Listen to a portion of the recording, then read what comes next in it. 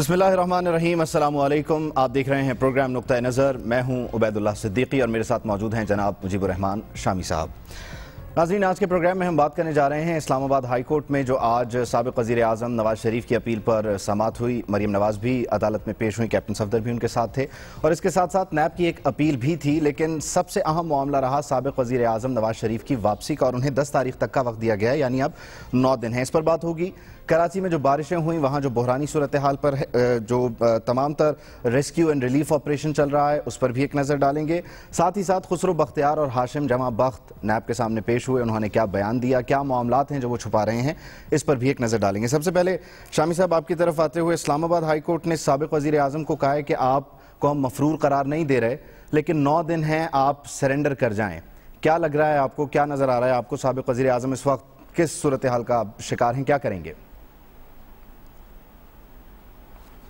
देखिए, इस वक्त जो उनका मुकदमा है जिसमें उनको सज़ा हुई है, उसकी अपील जो है इस्लामाबाद हाई कोर्ट में वो समाअत के लिए मुकर्रर हुई थी।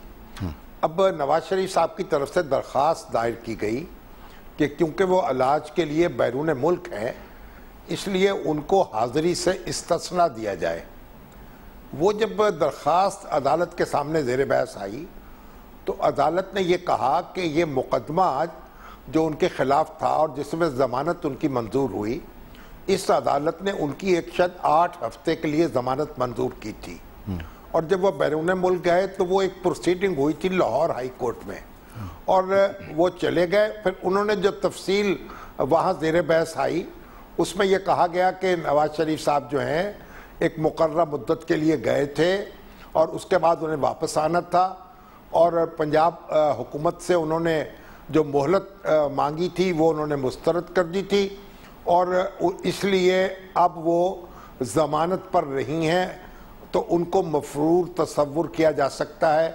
लेकिन ये कार्रवाई अभी उन्होंने यानी शुरू नहीं की या इस बारे में फ़ैसला नहीं दिया। नोटिस जारी किया है तो सरकारी वकील भी पेश होंगे, नैब के वकील भी अपने दलाइल देंगे और फिर 10 सितंबर को अदालत ये फ़ैसला करेगी कि वो नवाज शरीफ साहब जो हैं वो सरेंडर होंगे, वो अदालत के सामने पेश हो सकते हैं या नहीं हो सकते, और अगर पेश नहीं होंगे तो फिर उनको मफरूर करार दिया जाएगा और उनकी ज़मानत मनसूख तसव्वुर की जाएगी। ये फ़ैसला अदालत। अब बड़ी इसमें पेचीदगी ये है कि लाहौर हाई कोर्ट में जो प्रोसीडिंग हुई थी और जिसके तहत वो लंदन रवाना हुए थे और उनका नाम ECL से निकाला था हुकूमत ने, उसमें ये शहबाज शरीफ साहब ने एक अंडरटेकिंग दी थी कोर्ट में और कहा था कि अगर नवाज शरीफ साहब की सेहत बहाल नहीं होगी वो 6 हफ्ते के अंदर या एक मुकर्रर मुद्दत के अंदर, तो फिर जो हाई कमीशन का एक मुकर्रर करदा शख्स है उसको एक्सेस दी जाएगी उनके डॉक्टर्स तक और वो अपनी रिपोर्टें वहाँ जमा कराएंगे रजिस्ट्रार के पास नवाज शरीफ साहब। तो नवाज शरीफ साहब के जो मुआलिज हैं डॉक्टर अदनान साहब, उनका कहना है कि वो बाकायदगी से वो रिपोर्टें जो वहाँ के डॉक्टर्स की हैं, लंदन के डॉक्टर्स की, वो जमा कराते रहे हैं, लेकिन पंजाब हुकूमत ने उनको उनका स्टे जो है उसमें नहीं बढ़ाया। तो अब देखना ये होगा कि अगर वो वहाँ से नहीं आ सकते और उनको उनके मुआलिज लंदन वाले जो हैं वो ट्रैवल की इजाज़त नहीं देते और उसको उनके लिए ख़तरा समझते हैं, तो फिर कार्रवाई किस तरह आगे चलेगी और उनके बारे में क्या इक़दाम हो सकेगा या नहीं हो सकेगा। और हो सकता है कि ये मामला फिर सुप्रीम कोर्ट में पहुँचे।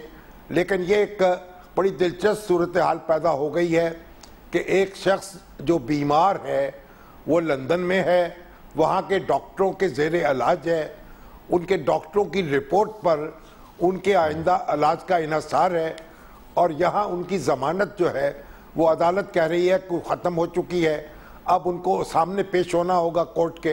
तो ये एक बड़ी एक ऐसी सूरत हाल है जो इससे पहले कभी दरपेश नहीं हुई। के खिलाफ भी कार्रवाई का इंदिया दिया है अदालत की कार्रवाई होगी, जो भी सूरत हाल होगी वो कला अपने दलाइल देंगे, फिर अदालत का फैसला आएगा, फिर हो सकता है सुप्रीम कोर्ट तक बात जाए।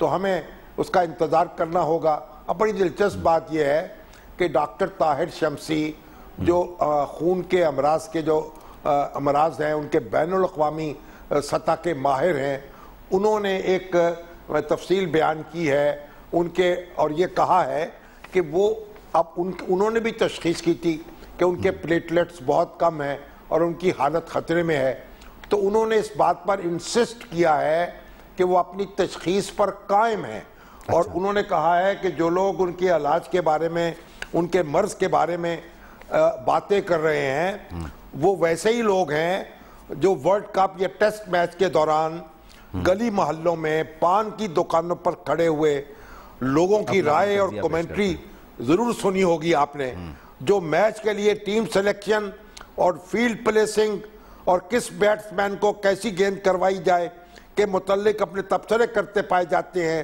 لیکن ان کو نہ تو ان کو کھیل کی خبر ہوتی ہے نہ ان کھیلنے والوں کو اس کا کچھ پتہ ہوتا ہے۔ انہوں نے کہا یہ تمام ماہرین جو پان کے کھوکے پر کھڑے ہو کر ٹیسٹ میچ کی باریکیاں بیان کر رہے ہوتے ہیں، انہوں نے کبھی نہ گیند کروائی ہوتی ہے نہ بلہ پکڑا ہوتا ہے۔ یہی حال شام کو ٹی وی ٹاک شوز کے میزبانوں اور مہمانوں کا ہے، اور یہی جو نواز شریف صاحب کی بیماری پر گفتگو کرتے ہیں یہ ان لوگوں کا ہے، تو وہ اپنی اس رائے پر آج بھی قائم ہیں۔ اچھا شامی صاحب، ہمیں پلیٹلیٹس کم تھے اور ان کی حالت خطرناک تھی۔ ٹھیک ہے، عامر سعید عباسی ہمارے نمائندے خصوصی ہیں اسلام آباد میں، اس تمام جو سماعت ہے اس کو کور کرتے رہے، تو ان کی طرف چلتے ہیں، ان سے جاننے کی کوشش کرتے ہیں کہ آج کے دن عدالت میں ہوا کیا، 3 درخواستیں تھیں تو اس پر کیا کچھ ہوا۔ عامر، آپ کی طرف آتے ہوئے یہ کہیے گا کہ آج جو سماعت ہوئی اس میں مریم نواز کی ایک اپیل ہے، اس کے علاوہ سابق وزیر اعظم کی اپیل، نیب کی اپیل، عدالت میں کیا ہوا؟ خواجہ حارث نے کیا دلائل دیے اور عدالت کی طرف سے کیا ریمارکس رہے؟ دیکھیے، آج اسلام آباد ہائی کورٹ میں جب سماعت شروع ہوئی تو سب سے پہلے خواجہ حارث صاحب نے بتایا کہ نواز شریف صاحب کی 8 ہفتے کی جب اسلام آباد ہائی کورٹ نے ضمانت منظور کی تھی اور یہ کہا تھا کہ آپ پنجاب حکومت سے رجوع کریں ضمانت میں توسیع کے لیے اگر آپ کا علاج اور آپ بیماری برقرار رہتی ہے، تو ہم نے پھر پنجاب حکومت سے رجوع کیا اور 27 فروری کو پنجاب حکومت نے ہماری درخواست مسترد کر دی۔ تو اس کے بعد عدالت نے ان سے استفسار کیا کہ اگر نواز شریف کی جو ضمانت ہے وہ پنجاب حکومت مسترد کر چکی ہے، آپ نے کسی فورم پر چیلنج نہیں کیا، تو اس وقت نواز شریف کا سٹیٹس کیا ہے؟ کیا وہ ضمانت پر ہیں یا وہ اس وقت ایبسکونڈر ہیں؟ جس کے بعد خواجہ حارث نے تسلیم کیا کہ نواز شریف اس وقت ضمانت پر نہیں ہیں اور ان کی جو بیل ہے وہ ایکسٹینڈ نہیں ہوئی، اور ہم نے چیلنج اس لیے نہیں کیا کہ کیونکہ معاملہ لاہور ہائی کورٹ میں زیر سماعت ہے۔ تو عدالت نے کہا کہ وہ تو ای سی ایل کی حد تک تھا، اسلام آباد ہائی کورٹ نے جو ان کی ضمانت العزیزیہ ریفرنس میں 8 ہفتوں کے لیے منظور کی تھی وہ ختم ہو چکی ہے، اس کے بعد آپ نے کسی فورم پر رجوع نہیں کیا، نہ ہی اسلام آباد ہائی کورٹ کو بتایا گیا کہ نواز شریف بیرون ملک جا رہے ہیں، نواز شریف نے نہ خود بتایا، نہ فیڈرل گورنمنٹ نے بتایا، نہ نیب نے بتایا، تو اس کے بعد تو نواز شریف کی اس وقت ضمانت نہیں ہے۔ جس کے بعد خواجہ حارث نے بتایا کہ اس حوالے سے کیونکہ جو انڈر ٹیکنگ دی گئی تھی اس میں یہ کہا گیا تھا کہ جب تک وہ ان کا علاج مکمل نہیں ہوتا اور صحت یاب نہیں ہوتے وہ واپس نہیں لوٹ سکتے۔ اس حوالے سے جب عدالت نے جو پنجاب حکومت کا جو رپورٹ تھی وہ بھی جائزہ لیا اس کا، اور اس میں واضح طور پر تھا کہ ان کی ضمانت مسترد ہو چکی ہے، اور اس کے بعد خواجہ حارث سے یہ بھی پوچھا کہ نواز شریف کی اگر ضمانت نہیں ہے تو پھر اگر اس کیس میں نواز شریف کو ایبسکونڈر کر دیا جائے، مفرور کر دیا جائے، تو پھر ان کی کیا حیثیت ہوگی؟ جس پر خواجہ حارث نے اور نیب نے دونوں نے اتفاق کیا کہ پھر نواز شریف کی جو رائٹ آف جو آرگومنٹ ہے وہ ختم ہو جائے گا، اور پھر نواز شریف کے خلاف یک طرفہ کارروائی، یعنی صرف نیب آرگومنٹس دے سکے گا، نواز شریف دلائل نہیں دے سکیں گے ان کے وکیل، اور اس کے بعد پھر عدالت میرٹ کے اوپر ان کی اپیلوں پر فیصلہ کر دے گی۔ تو عدالت نے یہ بار بار یہ کہا کہ نواز شریف نے اگر ضمانت میں توسیع نہیں کی تو عدالت جو ہے وہ ان کو پھر ایک آخری اپرچونٹی دیتی ہے کہ وہ اب پیش ہو جائیں، کیونکہ ریکارڈ پر ایسی کوئی چیز نہیں ہے جس سے یہ ثابت ہو سکے کہ نواز شریف کا وہاں پر علاج جاری ہے۔ کیونکہ عدالت نے استفسار بھی کیا کہ کیونکہ نواز شریف اس وقت ہاسپٹل میں بھی نہیں ہیں اور نہ ہی ان کے علاج کے حوالے سے کوئی ڈاکومنٹس موجود ہیں فائل پر، تو عدالت نے کہا کہ پھر اس کا مطلب ہے کہ نواز شریف کی جو صحت یابی کے حوالے سے کوئی بھی جو ان کی رپورٹ ہے وہ نہیں آئی، اور بادی نظر میں یہی لگتا ہے کہ نواز شریف جان بوجھ کر ایبسکونڈ کر رہے ہیں۔ اس حوالے سے عدالت نے کہا کہ ہم ابھی انہیں ایبسکونڈر ڈکلیئر نہیں کر رہے، ہم انہیں وقت دیتے ہیں 10 ستمبر تک کا، 10 ستمبر تک وہ عدالت میں پیش ہو جائیں اور اپنے کیسز کی پیروی کریں، کیونکہ عدالت نے یہ بھی کہا کہ جب آپ ٹرائل میں یا ایون اپیل میں ملزم جو ہے وہ ایبسکونڈ کر جائے، عدالت میں پیش نہ ہو، تو اس کی جو الگ سزا ہے، اس کی الگ جو ہے وہ ایک جرم ہے اور اس میں 3 سال قید کی سزا ہے۔ سو عدالت نے یہ بار بار کہا کہ کیونکہ نواز شریف جو ہیں وہ جان بوجھ کر عدالت میں وادی النظر میں لگتا ہے کہ ایبسکونڈ کر رہے ہیں. اس حوالے سے انہیں آخری موقع ضرور دیتے ہیں. پروپرائٹی یہ ڈیمانڈ کرتی ہے کہ نواز شریف کو آخری موقع دیا جائے اور 10 ستمبر تک کی تاریخ دے دی ہے عدالت نے العزیزیہ ریفرنس میں کہ نواز شریف پیش ہوں تاکہ ان کے کیسز اور ان کی جو اپیلیں ہیں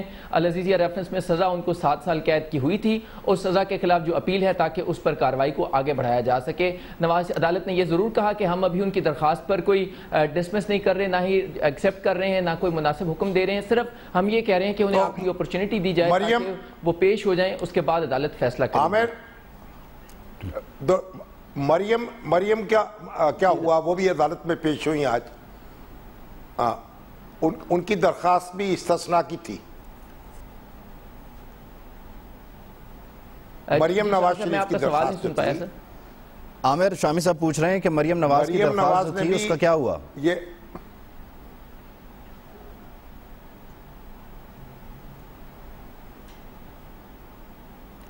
عامر آپ تک آواز پہنچ رہی ہے؟ رابطہ منقطع ہو گیا کہ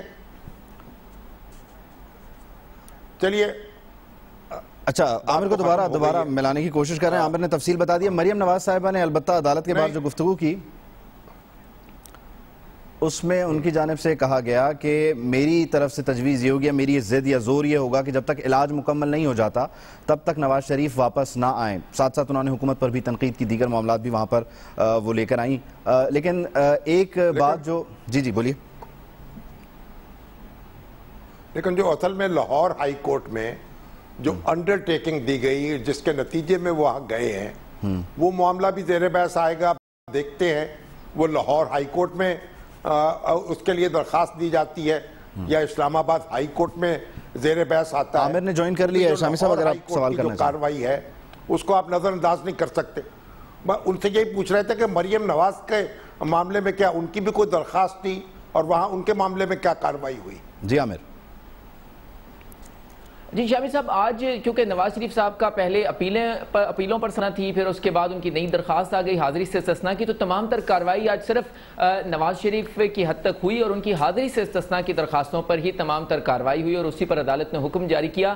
دیگر تمام جو اپیلز تھیں سزا کے خلاف, جس میں مریم نواز کی جو ایون فیلڈ ریفرنس میں سزا ہے اس کے خلاف ان کی اپیل تھی, کیپٹن صفدر کی 1 سال قید تھی, اس سزا کے خلاف اپیل تھی, ان تمام کو ملتوی کر دیا گیا ہے اور الگ الگ کر دیا گیا ہے. نواز شریف صاحب کے کیسز جو ہیں وہ 10 ستمبر تک کے لیے مقرر کر دیے گئے ہیں اور جو مریم نواز اور کیپٹن صفدر کا کیسز ہیں ان کو 23 ستمبر تک مقرر کر دیا گیا ہے, کیونکہ عدالت میں آج بھی بہت کھچا کھچ کمرہ عدالت بھرا ہوا تھا اور وہاں پر بہت زیادہ مشکلات کا سامنا کرنا پڑ رہا تھا. اور ججز نے یہ بھی کہا کہ ہمیں بھی عدالت آنے میں مشکلات کا سامنا کرنا پڑا. کورٹ سٹاف بہت لیٹ پہنچا, ان کو بھی بہت سے جو راستوں میں رکاوٹیں تھیں ان کو عبور کرنے میں بہت مشکلات کا سامنا کرنا پڑا. تو یہ جو ایک پبلک گیدرنگ تھی, جو بڑی تعداد میں مسلم لیگ نون کے کارکنان بھی آئے تھے, ان کے حوالے سے پھر عدالت نے کہا کہ ہم ان کیسز کو سیپریٹ کر دیتے ہیں. نواز شریف کا کیس الگ ہوگا اور مریم نواز اور کیپٹن صفدر کا کیس اب الگ سنا جائے گا.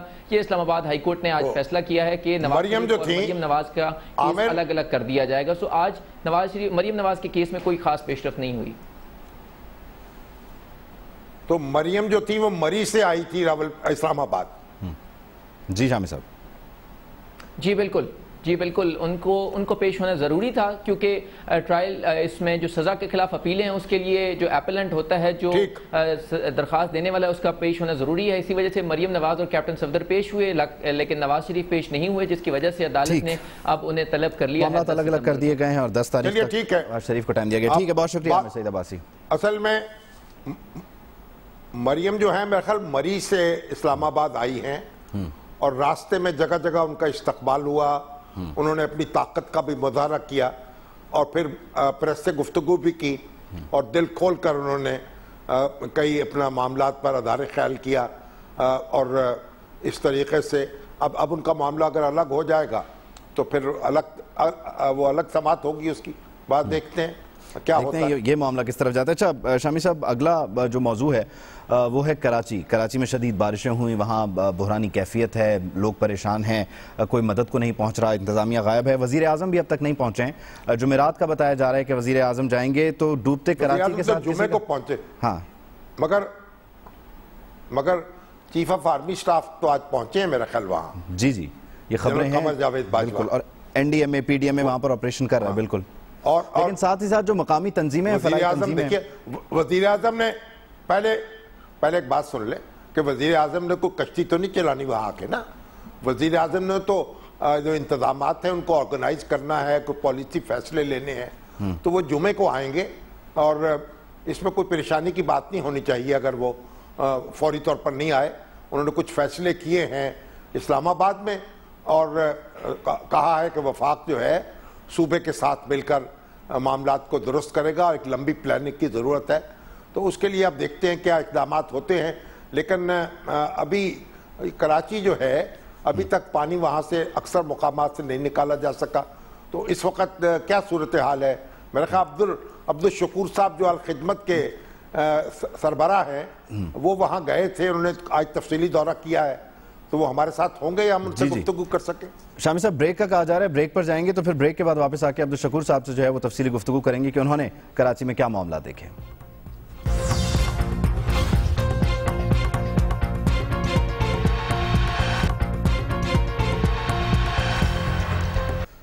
بریک کے بعد آپ کو دوبارہ خوش آمدید کہتے ہیں. اسی دوران سابق وزیر اعظم نواز شریف کی ایک میڈیکل رپورٹ ہے ان کے ڈاکٹر ڈیوڈ لارنس کی طرف سے, جس کو نوٹریل سرٹیفکیٹ بھی جاری ہوا ہے. شامی صاحب, اس میں بتایا گیا ہے کہ ان کے کچھ پروسیجر جو ہیں وہ کیوں, دل کی اس وقت کیا کنڈیشن ہے, بلڈ سرکولیشن کیا ہے, تو ساری تفصیل بھی اس طرح سے سامنے آ رہی ہے. یہ ڈاکٹر عدنان صاحب نے بھیجی ہے یہ رپورٹ, یہ جون کی ہے, میرے خیال 24 جون کی شاید, اور اس میں ایک باقاعدہ تصدیق شدہ ہے نوٹری پبلک سے.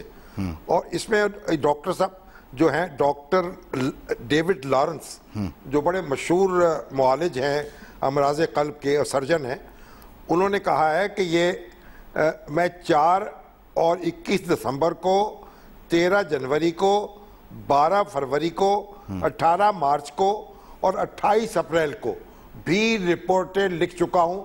اور انہوں نے یہ بات کہی ہے کہ نواز شریف صاحب کو لندن میں یا اس کے قریب مضافات میں رہنا چاہیے تاکہ وہ اویلیبل ہوں اور یہاں سے باہر نہ جائیں, تاکہ ان کا علاج جو ہے وہ جاری رکھا جا سکے. بہرحال یہ اب عدالت کے سامنے معاملہ ہوگا, تو جو بھی فیصلہ عدالت کرے گی اس کے بعد دیکھیں گے بات کیسے آگے بڑھتی ہے. ٹھیک ہے. اچھا شامی صاحب, ہم نے جہاں بریک لی تو کراچی کے معاملات تھے, اسی دوران عبدالشکور صاحب نے بھی ہمیں جوائن کر لیا ہے, جو کہ الخدمت سے ان کا تعلق ہے, اور کراچی میں جو ریلیف آپریشن ہے اس میں بڑھ چڑھ کر الخدمت نے حصہ لیا. کراچی کے شہری الخدمت کے سربراہ ہیں وہ. جی ہمارے ساتھ لائن پر ہیں, ہمارے ساتھ عبدالشکور صاحب لائن پر ہیں, وہ آپ کو سن سکتے ہیں. ہاں جی ٹھیک. شکور صاحب السلام علیکم. وعلیکم السلام رحمۃ اللہ. شامی صاحب خیریت سے ہیں؟ آپ نے اللہ کا شکر ہے, آپ کراچی پہنچے اور کل پہنچے تھے, اور آپ نے اس دوران میں 18-20 گھنٹوں میں کیا دیکھا کراچی میں؟ میں کراچی کے مختلف ایریاز میں گیا جی, خاص طور پر ملیر کا ایریا جو ملیر ندی کا کہلاتا ہے, اور یہ قائد آباد ہے. یہ وہ ایریا ہے جس کے اندر بہت زیادہ فلڈنگ ہوئی, اور اس کا ایک سبب تو یہ ہے کہ یہ پورا ندی کا ایریا جو ہے اس میں جگہیں بیچ کر گھر بنائے گئے, کچھ 4-5 ہزار گھر بنے ہوئے ہیں, جس کے نتیجے کے طور پر یہ بالکل کلاگ ہو گیا, اور وہاں کی جو بستیاں ہیں اس میں رہنے والے لوگ چھتوں پر جانیں بچا کر پہنچے, اور الخدمت کے لوگوں نے کشتیوں کے ذریعے سے ان کی چھتوں پہ کھانا پہنچایا, بہت بڑی تعداد میں. بہت رسکی کام تھا, لیکن یہ ہے کہ الحمدللہ انہوں نے اس پہ بڑی ہمت کر کے اس کام کو کیا. اچھا, شہر کے باقی بھی ایریاز جو ہیں جا بجا ان کے ساتھ اصل صورتحال تو یہی ہے کہ بارش اگرچہ بہت شدید تھی, لیکن اصلاً تو جو کام ہے وہ یہ ہے کہ پانی کی نکاسی چونکہ نہیں, اس لیے اس نے اتنی بڑے پیمانے پہ تباہی پھیلائی. اس وقت کہاں پانی کھڑا ہے؟ پانی کے ایریاز اس وقت جو ہیں وہ ڈیفنس کے ایریا میں موجود ہے, اور اس کے خاص طور پہ جو بیسمنٹس ہیں اس میں جو پانی گیا ہے اس کی صورت میں یہ سارا.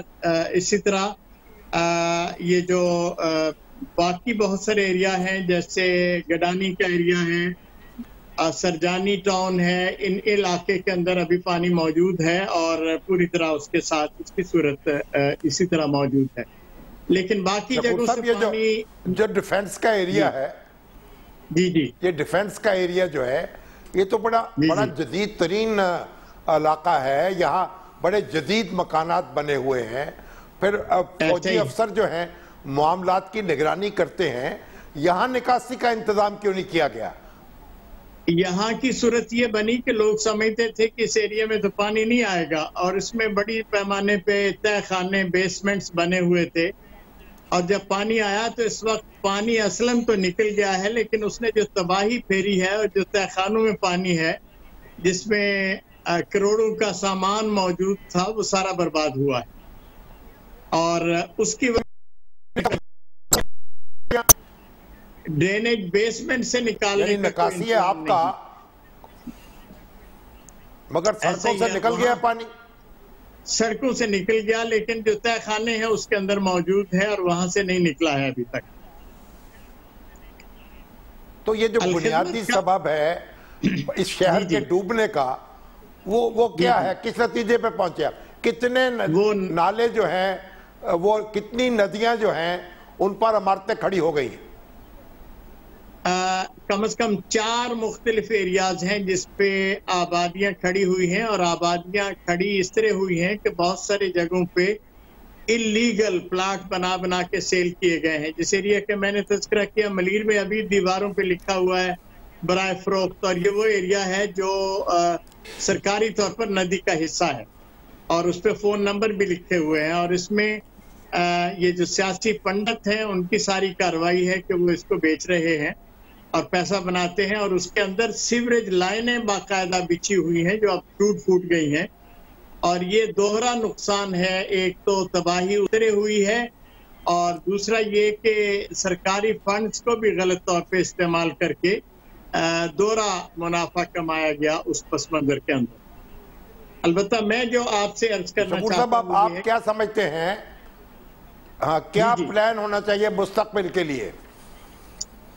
دیکھیں جی، مسئلہ یہ ہے کہ یہ تو ایک ایسا عمل ہے جس کے اندر بہت بڑی قوت ارادی کی ضرورت ہے، فوج کی، سینٹرل گورنمنٹ کی، سندھ گورنمنٹ کی، شہری حکومت کی، جو یہ طے کرے کہ پانی کے نالوں میں ہر صورت میں جو عمارات بنی ہیں ان کو گرا کر اس کو صاف کر کے راستے بنائے جائیں۔ یعنی یہ تو ایک ایسا حل ہے جس کے علاوہ کوئی دوسرا چارہ ہی نہیں ہے۔ پھر اسی طرح کا جو دوسرا کام ہو سکتا ہے وہ یہ ہے کہ یہ جو ندی نالے ہیں ان کے پانی کو سٹور کرنے کے لیے بھی مختلف بنائی جائیں تاکہ وہ پانی سال بھر کام آتا رہے۔ اس پہ بھی توجہ دینے کی ضرورت ہوگی یہ کام کرنے کے نقطہ نظر سے۔ فوری طور پر اس وقت جو صورتحال ہے وہ یہ ہے کہ جو جی شامی صاحب آپ کچھ کہہ رہے تھے؟ ہاں جی فرمائیں۔ میں یہ کہہ رہا تھا کہ لوگوں کا جو نقصان ہوا ہے، جی جی جی فوری طور پر کیا کرنے کی ضرورت ہے؟ فوری طور پہ جو گورنمنٹ نے ایمرجنسی کا اعلان کیا ہے اور ڈیزاسٹر ڈکلیئر کیے ہیں اس شہر کو، اس پہ عملاً تو یہی ہوتا ہے کہ جو نقصانات ہوئے ہیں اس کی فہرست بنتی ہے اور اس پہ حکومتیں لوگوں کو مالی ریلیف دیتی ہیں، تاجروں کو بھی اور جن کے مکانات گرے ہیں۔ لیکن شامی صاحب آپ کے علم میں ہوگا پچھلے سال یہ جو میرپور میں زلزلہ آیا تھا اس کے مکینوں کو بھی حکومت نے 2-3 دفعہ اعلان کیا، ابھی تک پیسے نہیں ملے ہیں۔ تو یہ سمجھنا تو مشکل ہوگا کہ ان کے لوگوں کو ریلیف کب تک ملتا ہے۔ البتہ جہاں تک رفاہی تنظیموں کا تعلق ہے، الخدمت اس وقت تو ریسکیو اور ریلیف میں ہے، اور ہم اس کا جائزہ لے رہے ہیں کہ جو غریب آبادیاں ہیں جن کے مکانات گرے ہیں اس کو پارٹلی سنبھالنے کے لیے ہم ان کو ریہیبلیٹیشن، مکانات کی تعمیر کے حوالے سے اور باقی چیزیں کرنے کے حوالے سے جو چیزیں ہو سکتی ہیں اس میں ان کی مدد کریں۔ اور اس میں ہم نے اپیل کی ہے پورے پاکستان میں بھی وسائل کی ضرورت ہوگی۔ شامی صاحب وسائل کا تعلق تو اس سے ہے کہ یہ کتنے بڑے پیمانے پہ آپ کرتے ہیں، لیکن جو وسائل بھی ہوں گے وہ اربوں ہی میں ضرورت ہوگی اس کی، یہ کروڑوں میں تو یہ کام ہونے والا نہیں ہے۔ یعنی اگر آپ صرف ان آبادیوں کو فوکس کریں جو غریب لوگوں کی ہیں اور جن کے گھر گرے ہیں تو یہ بھی اربوں میں جانے والا کام ہے۔ फिर आप उस पे सिलेक्ट करते हैं कि किस इलाके के कितने गरीब। जी जी, वफाकी हुकूमत के साथ और सूबाई हुकूमत के साथ कोई कोऑर्डिनेशन आपकी है, कोई राब्ता है? कोई ये जो फलाही तंजीमें हैं, अल खिदमत है, दूसरे अदारे हैं? आज कोई गवर्नर पंजाब भी आए थे और उनके साथ हुकूमत वाले भी आए थे और बाकी तंजीमें भी इस हवाले से काम कर रही हैं, और हमने 2 तजवीज़ें दी हैं। एक तो ये है कि जो रिफाही तंजीमें हैं ये मिलकर एक प्लेटफॉर्म बनाएं और अपने रिसोर्सेज को स्मार्टली और जॉइंटली मुख्तलिफ इलाकों के अंदर इस्तेमाल करें। अगर इसका रास्ता बना तो हम इंशाल्लाह इसमें आगे बढ़ेंगे, खुद लीड लेंगे ताकि लोगों के साथ मिलकर इस काम को हम कर सकें और उसमें जो बेहतरी हो सकती है वो करें। दूसरा काम जो हम कर सकते हैं वो ये है कि इन इलाकों के अंदर जो लोग मौजूद हैं जो वाकतन ज़रूरतमंद हैं उनकी फहरिस्तों में हम गवर्नमेंट की मदद करें, उसको डेवलप करें और बताएं कि ये जेन्युइन लोग हैं। आपके इल्म में है जो सियासी हुकूमतें होती हैं वो अपने धड़ों के लिए हिमायत करती, और अल खिदमत ये काम कर सकती है कि ट्रांसपेरेंट तरीके से इलाकों का सर्वे भी हुकूमत के साथ शेयर करे, यहाँ ज़रूरतें हैं और इस तरह के लोगों के साथ ये मदद की जा सकती है। ठीक। शकूर साहब, अभी आपने कहा कि मीरपुर का जो जलजला है गुज़श्ता साल आया था, उसके मुतस्सरीन को अभी तक इमदाद नहीं मिली, तो ये आज़ाद कश्मीर हुकूमत का कसूर है या वफाकी हुकूमत का कसूर है? वफाकी हुकूमत ने ऐलान किया था कि हम ये पैसे देंगे जो अभी तक रिलीज गालिबन नहीं हुए, और अगर रिलीज हुए हैं तो फिर आज़ाद कश्मीर हुकूमत ने आगे नहीं दिए, लेकिन लोगों तक नहीं पहुंचे कि हमारे इल्म में। ऐलान इसका वफाकी हुकूमत ने किया था कि उसमें मदद करेंगे। ठीक है। अल्हम्दुलिल्लाह इस वक्त हमने जो अपील लॉन्च की है उसके नतीजे में पाकिस्तान भर से बड़ी तादाद में लोग हमारे साथ ताउन करने के लिए आगे आ रहे हैं, और हम उम्मीद करते हैं कि जो हिस्सा हमारा है कि लोगों को ये एहसास दिलाएं कि कराची के लोग तन्हा नहीं हैं, हम उनके साथ हैं। हम यही काम करने के लिए असलन कराची में आए। ठीक है अब्दुल शकूर साहब, यकीनी तौर पर आइंदा आने वाले दिनों में इसके जो नताइज हैं वो सामने आ जाएंगे। बहुत बहुत शुक्रिया आपके वक्त का। तो ये सारी सूरत हाल है, शामी साहब तफसीली तौर पर अब्दुल शकूर साहब ने आगाह कर दिया है। हसन रजा नुमाइंदा खुसूसी ने भी हमें ज्वाइन कर लिया है, जो लाहौर में पेशी है खुसरो बख्तियार और हाशिम जमा बख्त की, तो उन पर इल्ज़ाम क्या है, उन्होंने क्या जवाब दिया? और हाशिम जमा बख्त की एक वफाकी वजीर है, एक सूबाई वजीर है, दोनों भाई हैं, दोनों का ताल्लुक पीटीआई से है, और जनूबी पंजाब के बहुत बड़े काश्तकार हैं, सनतकार हैं, ज़मींदार हैं, बहुत बड़ा घराना है उनका, और दोनों एक ही वक्त में पेश हुए हैं इकट्ठे। आप तफसील मालूम करते हैं। बिल्कुल, हसन रजा हमारे साथ मौजूद हैं। हसन, आप तक आवाज़ पहुँच रही है? जी बिल्कुल पहुँच रही है। तो ये कहिए कि ये पेशी हुई क्या सुना आपने और क्या देखा? देखिए, देखा तो सिर्फ जो डॉक्यूमेंट्स ही हैं, कुछ वही जो है डॉक्यूमेंट्स देख पाए हैं जो उन पर एलिगेशंस लगते रहे हैं, जिसमें खास तौर पे ये भी इन दोनों भाइयों पे लगते रहे हैं कि इन्होंने खास शुगर मिल्स मेगा प्रोजेक्ट्स में जो है जिसमें डीएच लाहौर में मुबैना तौर पे करप्शन करके मुलव्वस जो है पैसे कमाए हैं, ये भी इन पे एलिगेशन है। लेकिन जिस तरह पहले नैब मुल्तान में इस हवाले से तहकीकात हो रही थी, 2018 जनवरी में स्टार्ट हुई, फिर उसके बाद चलती चलती जब उन्होंने किसी हद तक मुकम्मल की, एलिगेशन लगे, उन पर भी एलिगेशन लगा दिए गए, फिर वो मुंतकिल कर दी गई नैब लाहौर में, और फिर जब यहाँ पर केस चला, अब जब पेश हुए कुछ हफ्ते जो है कुछ रोज कबल दोनों भाई जो है ये नैब लाहौर में पेश हुए थे, और नैब की कंबाइंड इन्वेस्टिगेशन टीम ने इनके सामने सवालनामा रखा था, उनसे सवालात पूछे गए थे, और फिर बताया जाता है कि दोनों भाइयों के खिलाफ जो है वो इंक्वायरी मुकम्मल करने के लिए इनको कहा गया था कि आप तमाम सबूत और तहरीरी बयान भी साथ लेकर आए।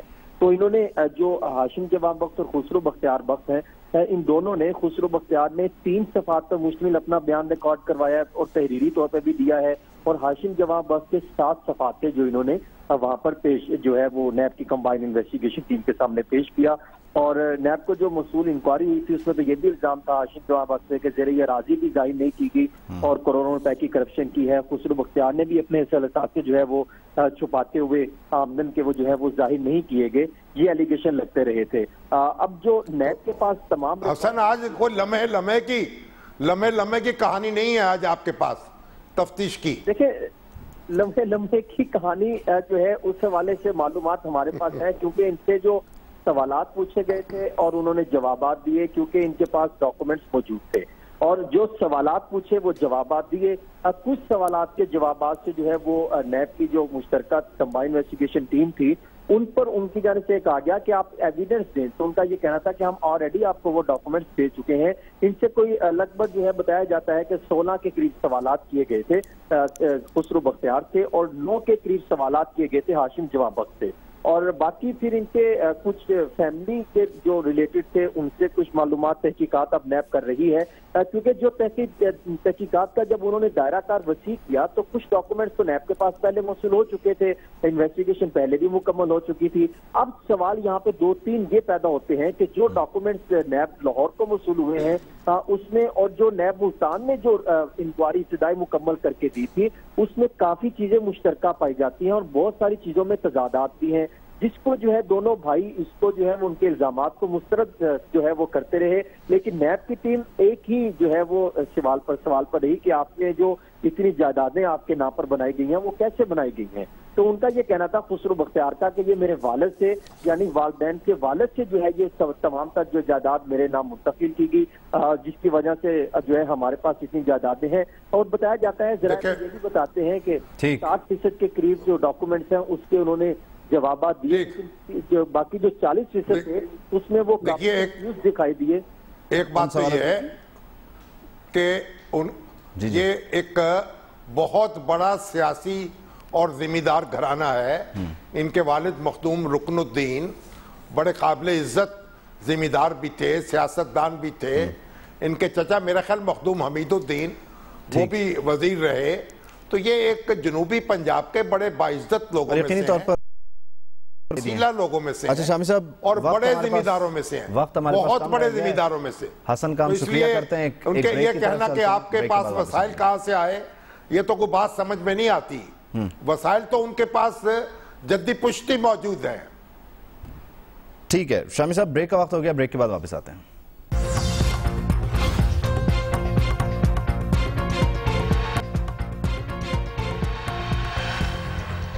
ناظرین, وزیر اعظم عمران خان لاہور میں ہیں اور یہاں پر کچھ اجلاسوں کی وہ صدارت بھی کر رہے ہیں. کچھ خبریں یہ بھی بتاتی ہیں کہ وزیر اعظم جو اپنے گزشتہ دورے میں کچھ معاملات فائنل کر کے گئے تھے اب ان کی اپروول دیں گے اور پھر وہ ایگزیکیوٹ ہوتے بھی نظر آئیں گے. کچھ تقرریاں, تبادلے, اس طرح کے معاملات ہیں. ساتھ ہی ساتھ وزراء کو کہا گیا ہے کہ وہ 1 پیجر پرفارمنس جو ہے وہ وزیر اعظم کے سامنے رکھیں تاکہ اس کی اسکروٹنی ہو اور دیکھا جائے کہ کس کو آگے چلانا ہے اور کس کو جو ہے وہ اللہ حافظ کہنا ہے. بہرحال یہ دورہ وزیر اعظم کا لاہور کا, اس میں کیا نتائج نکلتے ہیں اس کا انتظار کر لیں گے.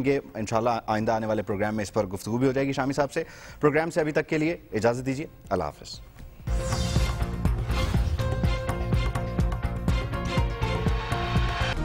Hi, it's Sayyeda Shanaz here. Thank you for watching Dunya News. For more videos and updates, don't forget to click the subscribe button.